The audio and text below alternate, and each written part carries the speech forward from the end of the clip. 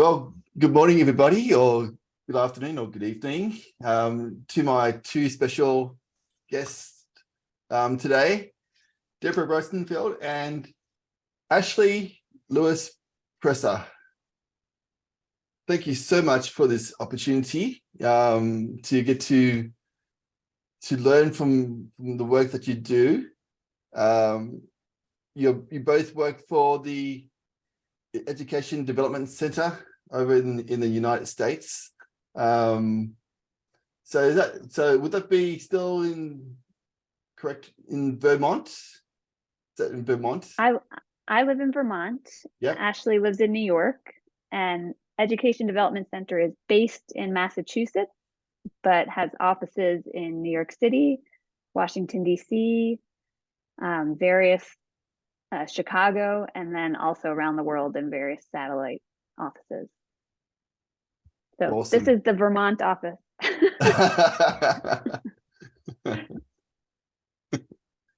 Yeah. Well, both of you have been, involved in working towards research in technology in early childhood.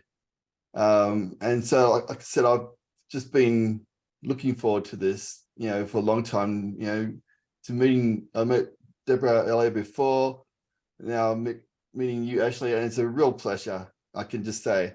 So for those who are joining us today, you're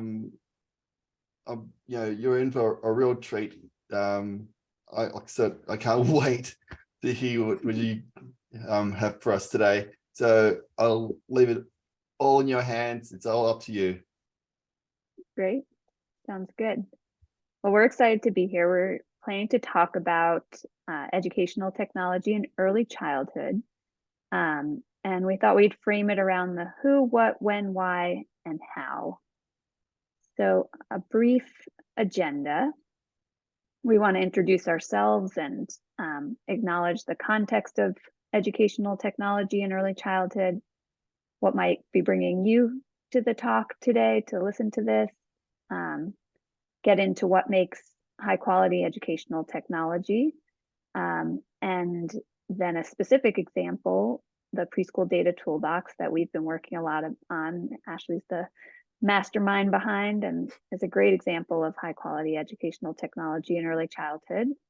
And then we'll wrap up with some key takeaways. So you mentioned that we both work at the Education Development Center.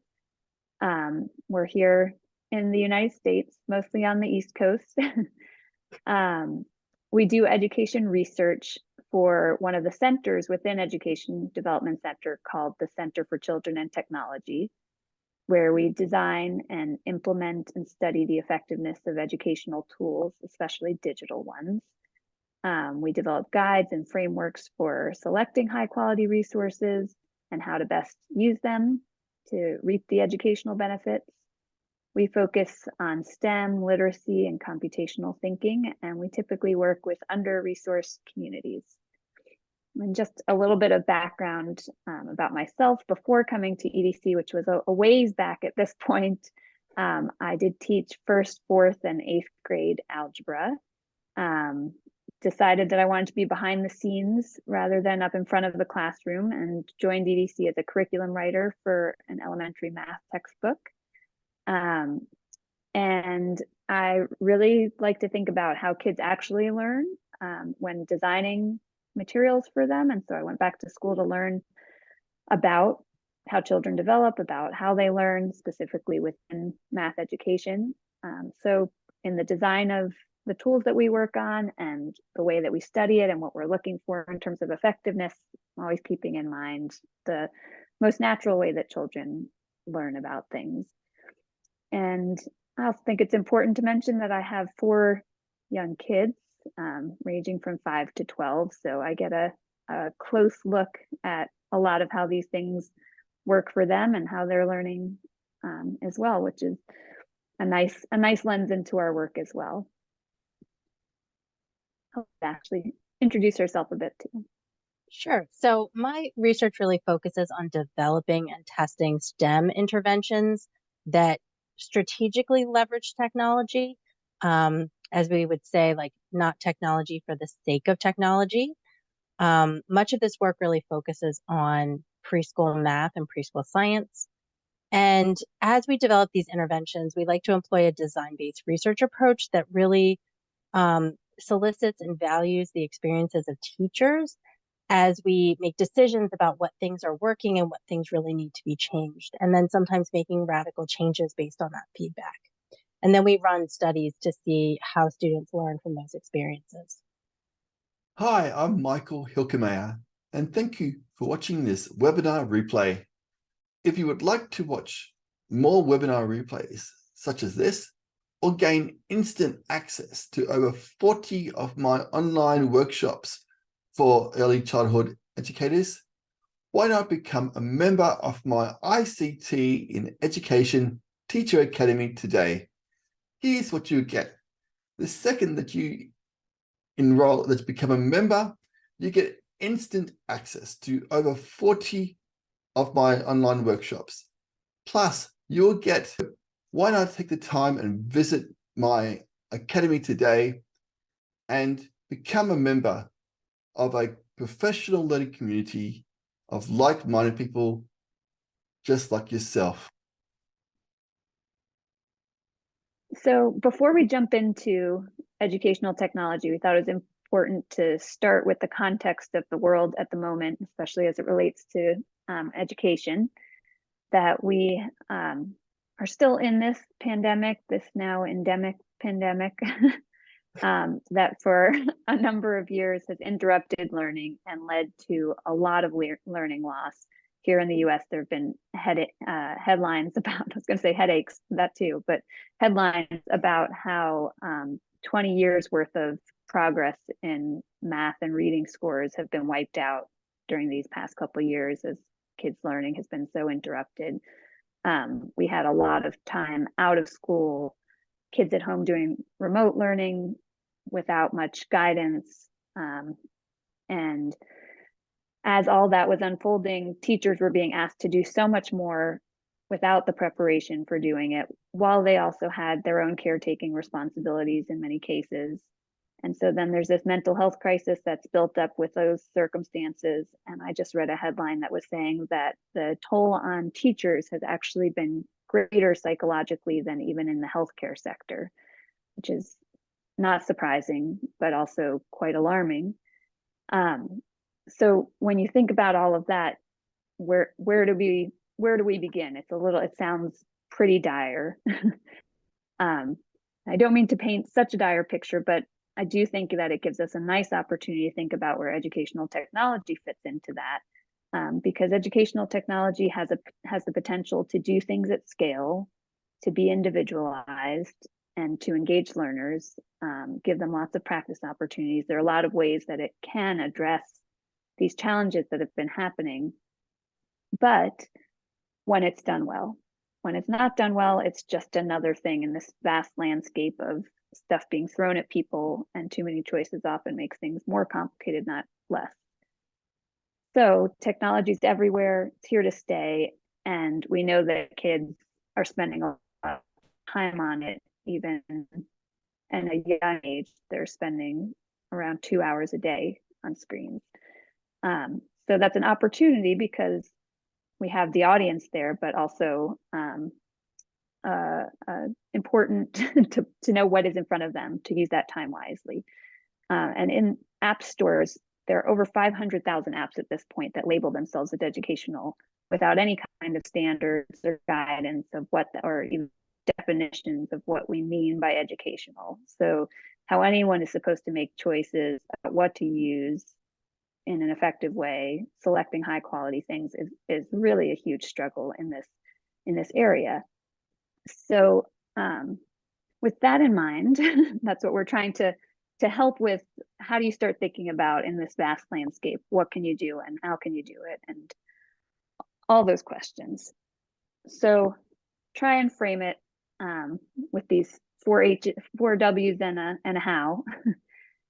So first, who is even using the technology when it's being used for educational purposes? And we typically think that it's the kids who are going to pick up this device, use this resource and learn something. And it's definitely not how it typically works. I put this picture of the bicycle with the idea of the bicycle and educational technology. They're tools. They're more the object. They're not the actual end product. And so if you were to just hand a bicycle to a child, they wouldn't know what to do with it. They don't know how to ride it yet. They need some support. They need some introduction. They need some guidance.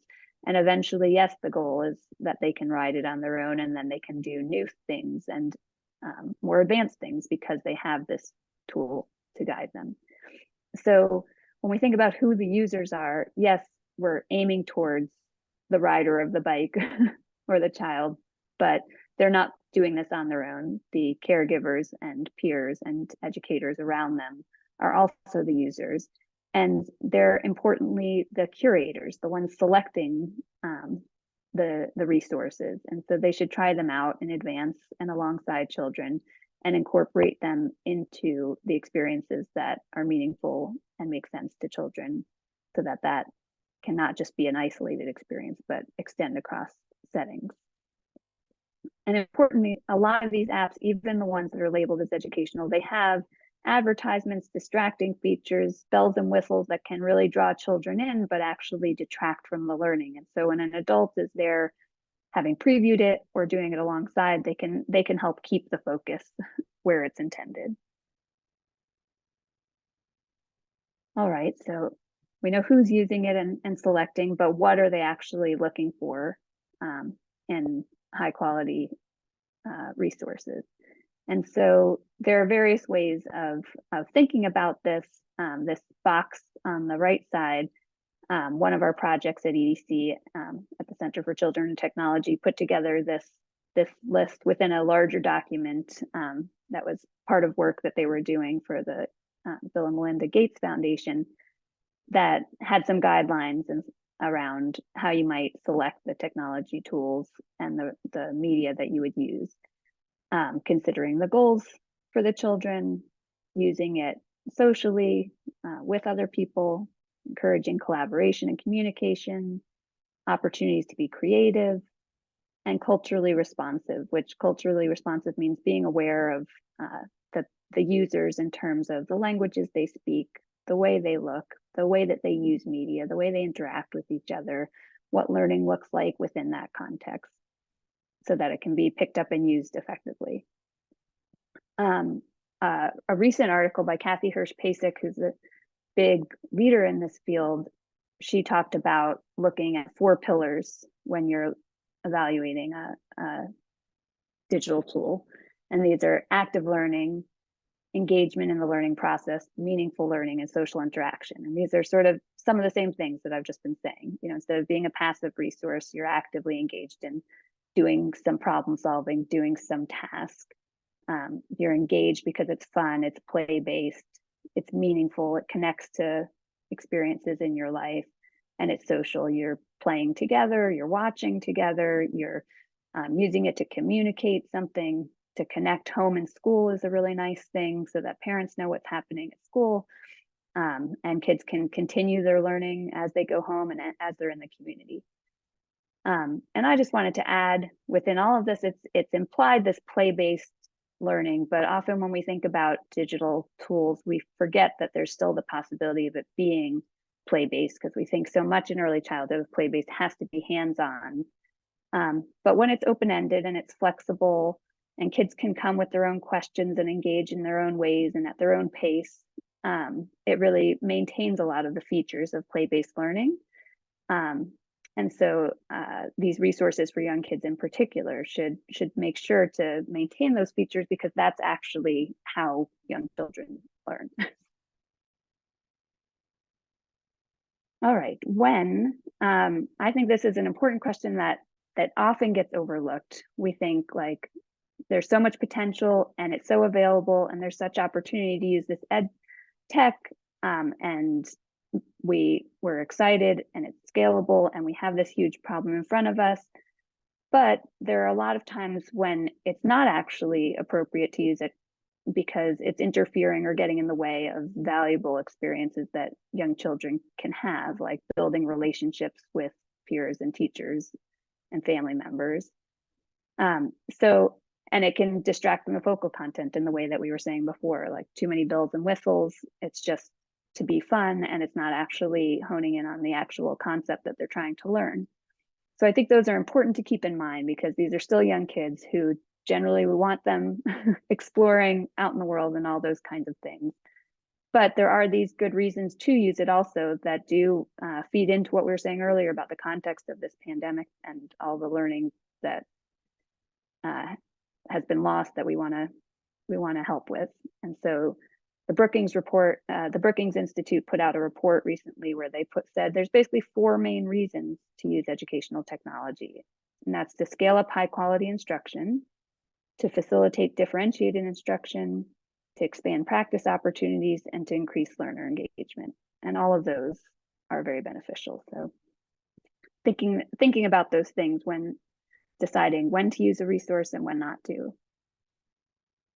Okay, and overlapping with the when is why to use EdTech, for those purposes, why instead of some other hands-on and non-digital method, in addition to being able to scale it and to set up classroom spaces or learning spaces so that some kids are entertained doing one thing while the teacher's doing another thing, sometimes technology does actually clearly demonstrate concepts and support the learning when which in a way that's not possible without it.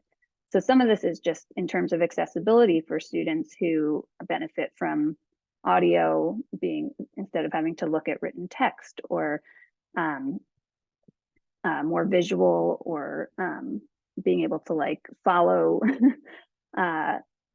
follow what they need to get what they need as they're going, to differentiate in that way. But you can also speed up or slow down a process, like in science. If you're trying to watch, plant growth, you're going to wait a month if you are doing it in person. But if you want to see a process unfold more quickly, you could do that through a digital resource.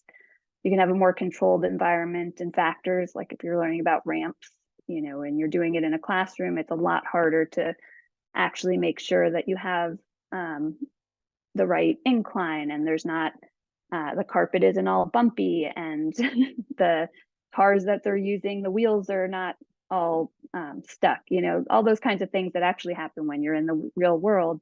You can control for some of those and actually see what difference it makes, what the material of the incline is, or the features you're paying attention to.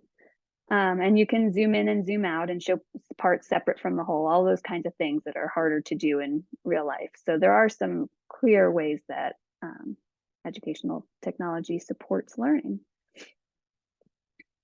All right, and finally, once you've thought about what you want to use, when you're going to use it, why you're going to use it, who's using it, how do you actually go using it so that you make sure that you're getting the maximum benefit out of it? So I'm probably repeating myself at this point, but you want to make sure that it's aligning to the content. You're not just like throwing it in there randomly. It's part of an actual curriculum. It's part of an actual learning sequence. It connects to what's happening before and after. It's within the routines that kids know at school or at home. They get to use it and then talk about it. They get to use it with someone else. They get to use it to show what they've been doing to someone else. It leads to more questions. It's a launching point. You watch a show and then you're like, oh, I want to try that out at home. Those kinds of things.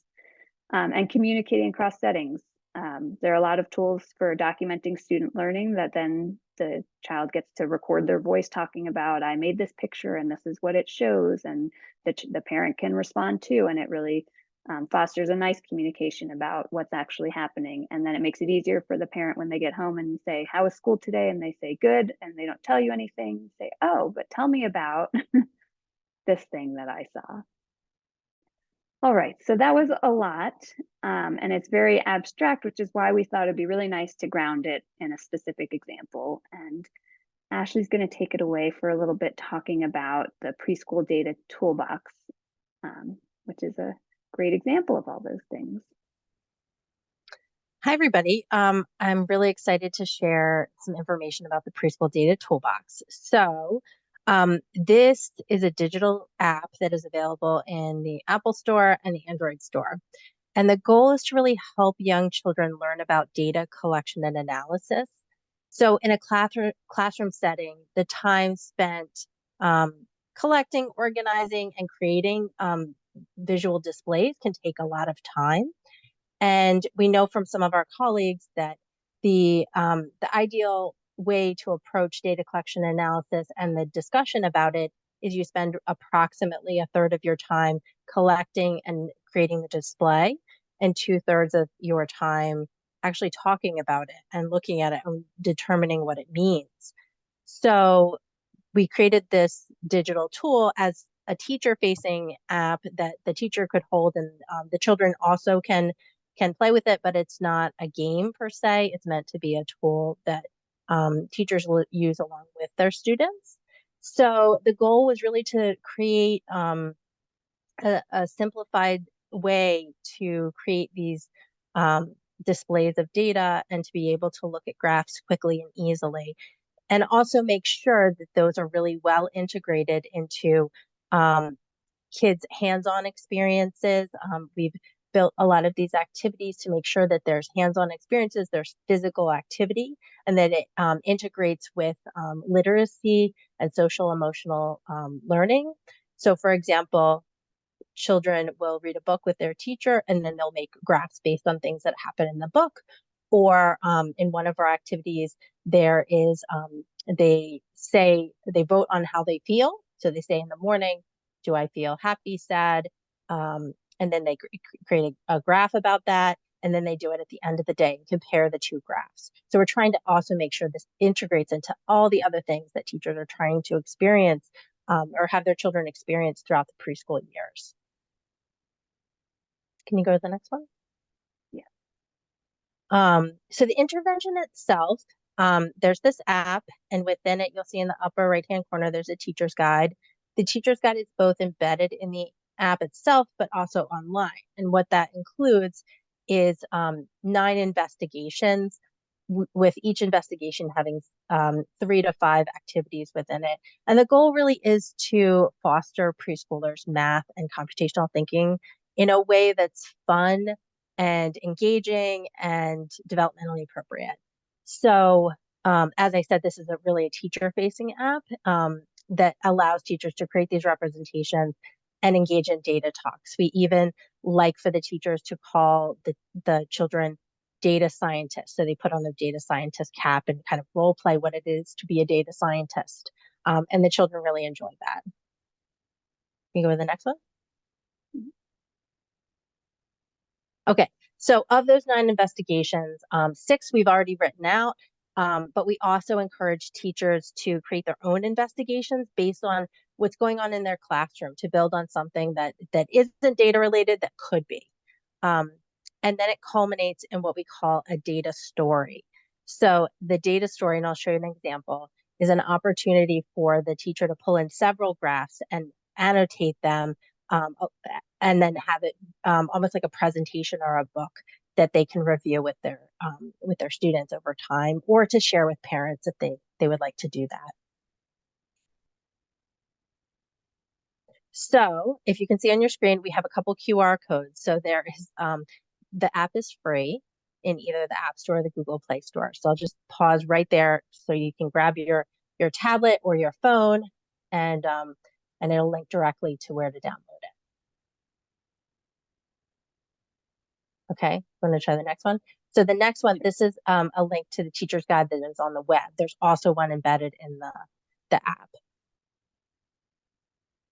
And I'll take a moment to just acknowledge WGBH was our partner in this project, and they did a wonderful job of making this really play-based. So you might be wondering, okay, so great, we have this wonderful app, we can do all these things, but what does this really look like for preschoolers? Obviously, they're not doing really advanced statistics or anything like that. So for children this age, what are we thinking about? We're thinking about whether they can understand why you would collect data, how the data relates to a question you would ask. And those questions really have to be developmentally appropriate and interesting to the children themselves, something that's meaningful in their world. So, you know, like we often ask them, for example, a popular create your own activity is based on a book called Which Would You Rather Be? And the entire book is like, would you rather be a polar bear or seal? And like kids really love this book. It's really exciting. It's really quick. You can make a graph pretty easily, and then kids can talk about like, why did they like one thing for another. And it seems a little bit silly, but it's a great way to pull kids in and get them excited about collecting data and seeing that this doesn't have to be like a huge process. It's just really fun and answers a question. Who likes being a polar bear more than a seal? And that's great for a 4-year-old. So My those are a couple. Go ahead. Sorry to interrupt for a second, but yesterday I was in the car with my 5-year-old twins and our next door neighbor who's also 5, and they had just read this book at school. And they were in the car and they were making up their own questions. Would you rather live in the desert or in the Arctic? And I was like, this is great. They're taking this idea and going further with it. And I was like, would you rather be able to swim all day or hike a mountain? You know, they were just coming up with everything and they were raising their hands to vote amongst the 3 of them. So it does seem like they really latched onto an idea like that. Yeah. So it lets them play on their imagination too. Like I can pretend to be in the desert or in the ocean. So we also want them to think about like how you would classify or organize data. And by that, yes, you can do it in the app, but we also really encourage them to do that with lots of hands-on materials, sorting things, physical movement. So in one of the activities, they get a card and then they have to sort themselves based on something about that animal. So like, how does that animal move? Does it swim? Does it hop? Does it run? And then they go to the corner of the room where that label is, and then they can sort themselves a different way after that. So those are just a couple examples of what it means for a 4-year-old to do data science. They're also representing those data things with objects, with tally marks, with boxes, and eventually that goes into bar graphs and things like that. They can also represent data in different ways, like Venn diagrams. We've had teachers do that, and some other ways that they can organize the information they have. So it's flexible and it can be really fun for them. Can we go to the next one? So one of the things that's really important with supporting data collection and analysis is it's not easy for kids, right? So we know that they need the scaffolding. And we want these investigations to really help kids represent with those like concrete objects, the pictures, the numbers. This digital tool is helping them to organize that and kind of focus their attention on how many are in each category. Can we compare the categories? How do we like what do we think this means? If you find out how many kids are wearing sweaters versus not sweaters in the summer, it's going to be drastically different than it is in the winter. And so having kids think about like, oh, right, so more kids are wearing sweaters because it's really cold outside. But if you lived in Florida, that might not be true. So like getting them to think of like, why do I want to collect this data? Why is this important? Is a really critical part. We really want them to make this interesting and those data talks to be really as rich as they can possibly be. Sorry. So one of the things that we've done is for every investigation, there's a set series of steps, which I'll show you in a minute. We've done that to make it really helpful for the teacher. So it's not just about the scaffolding for the child, but we found that there's some supports that teachers really need in order to do this effectively. And, for teachers to really think about in these digital displays, like, when do you use them? Like, why am I making this graph? Are kids going to understand how the question I'm asking relates to the data? How can we make sure it's not too overwhelming? So for example, when we designed the app, we set a limit of 7 categories that they could pick, because anything larger than that, and it just became too confusing. You couldn't really tell what was going on in the graph. So we encourage teachers to be really mindful about how many categories they're selecting there. And then what they're thinking about in the data. Can you go to the next one?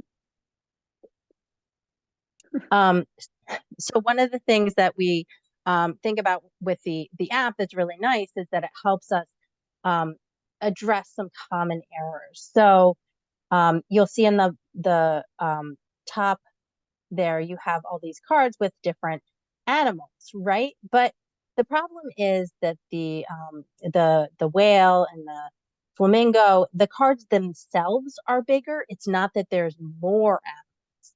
But if you just sort of like looked at the height of it, it looks like the large, actually, that there's more of them, when in fact there's only 3 in that category, and that medium and small have 4.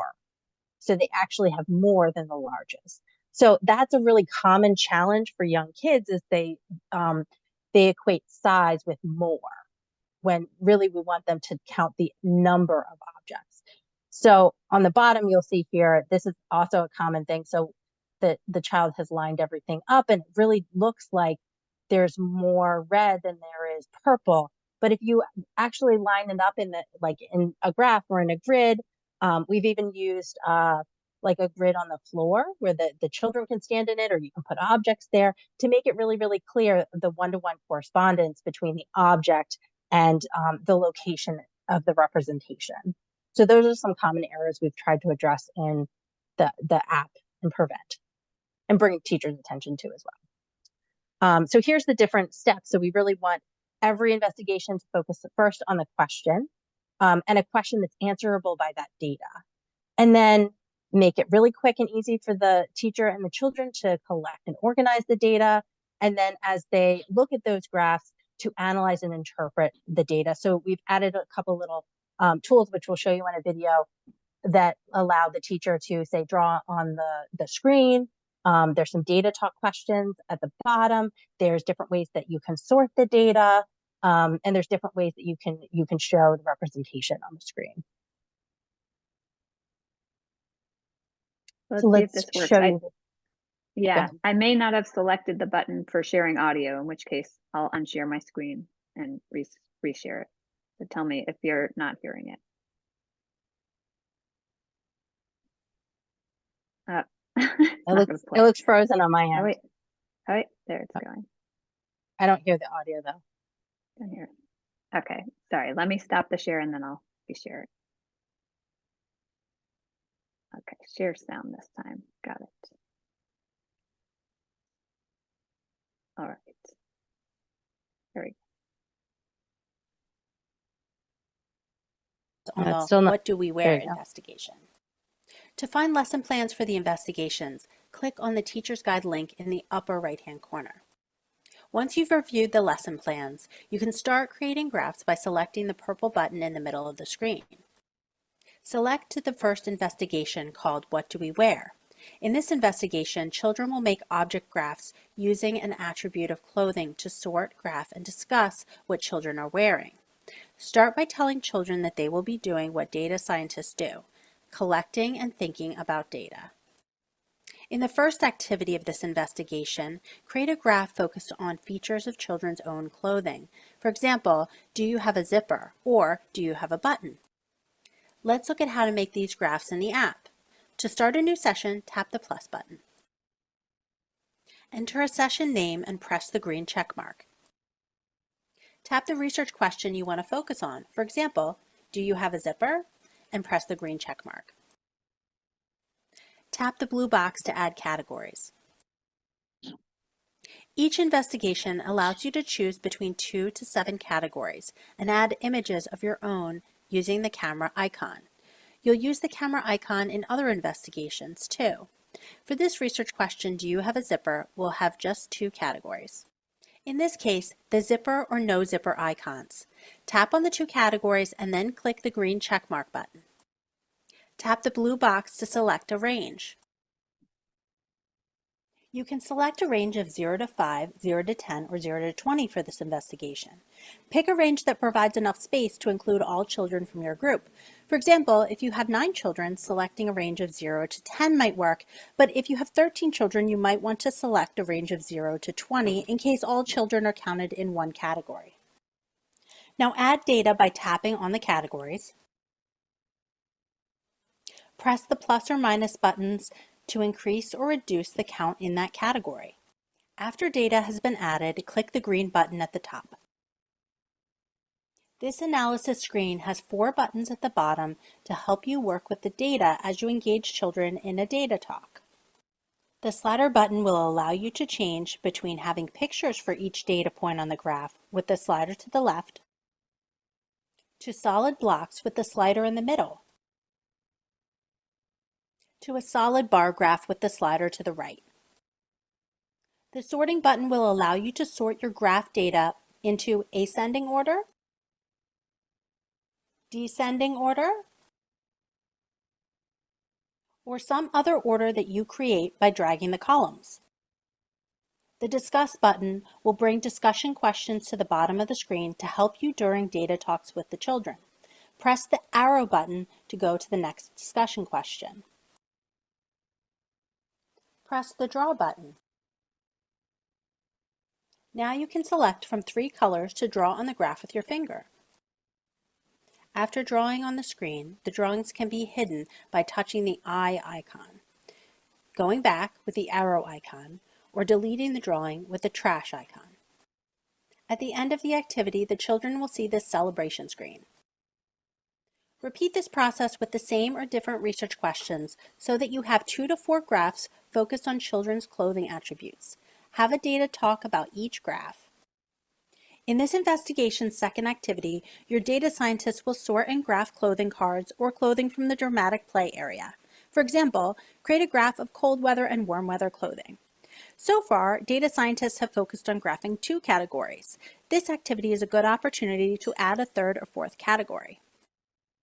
In activity 3, data scientists will compare 2 graphs. Select 2 sessions for comparison,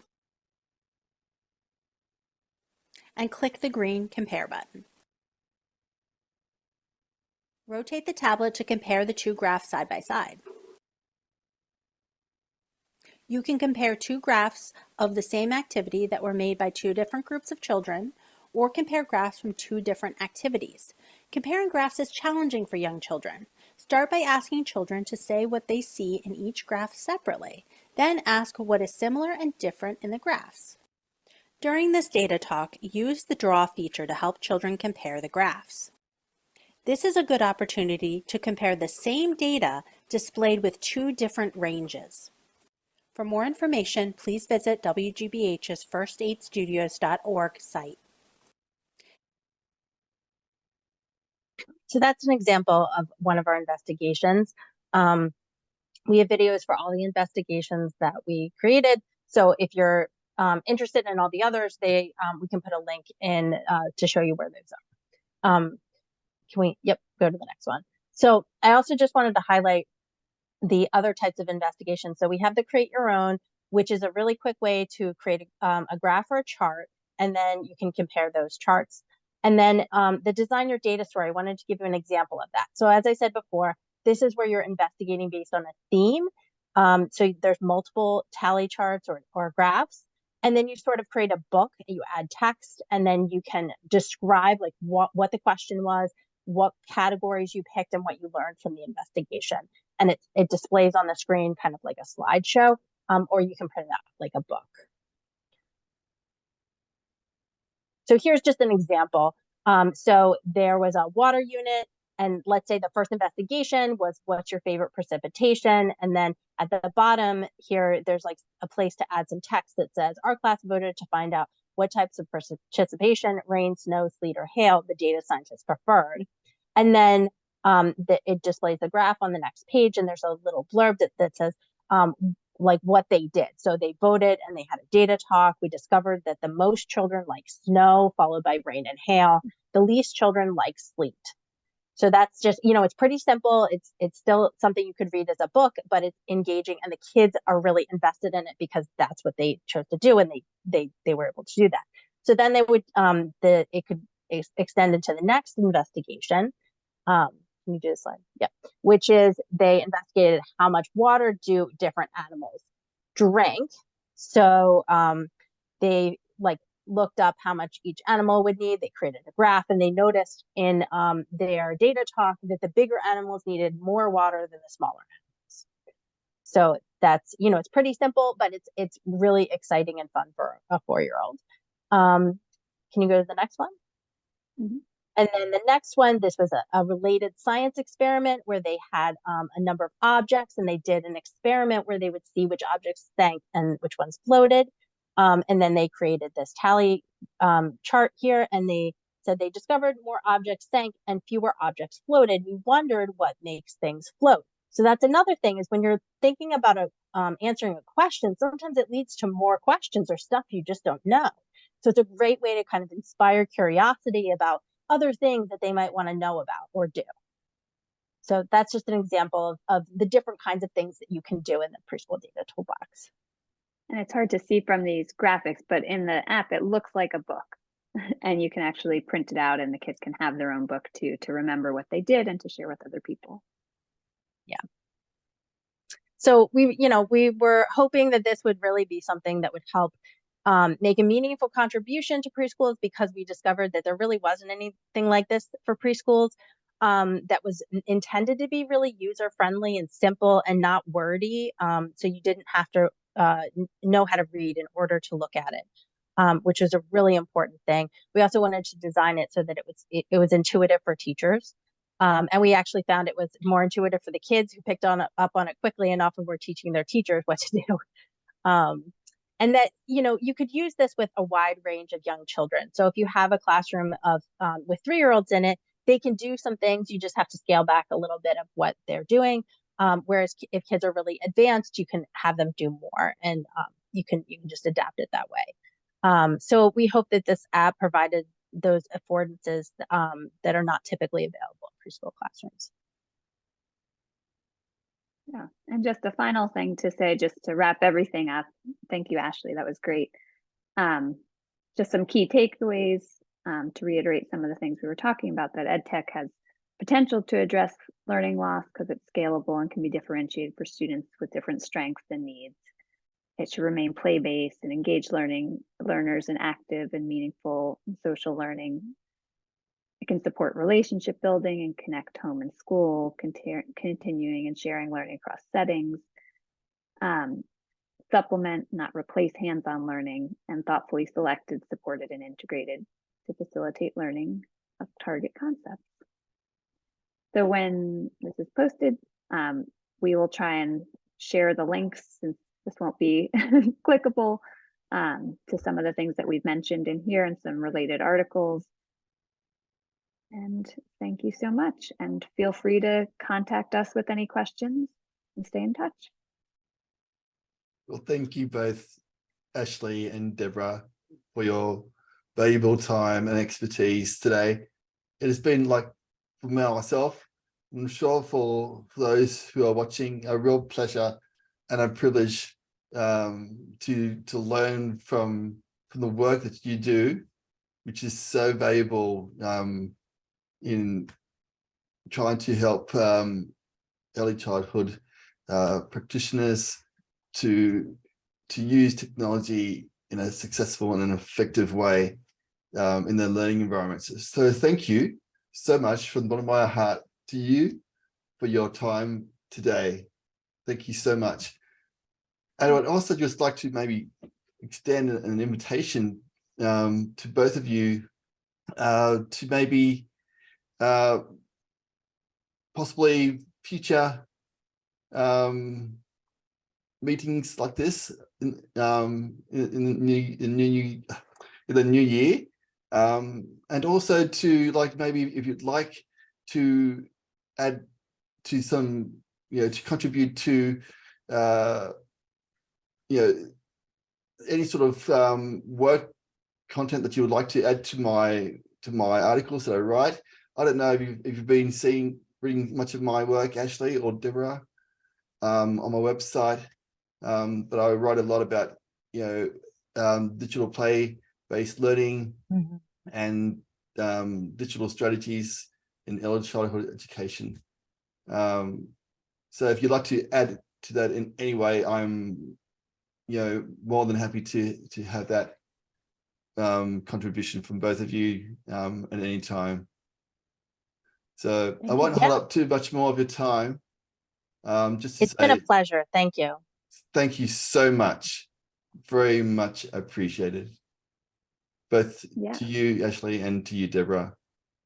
And Yes, and enjoy thanks the for the rest of your opportunity. evening. Yes. Thank you so And much. your morning. Will Yeah. do. Thank you, guys. care. Thank you. See ya.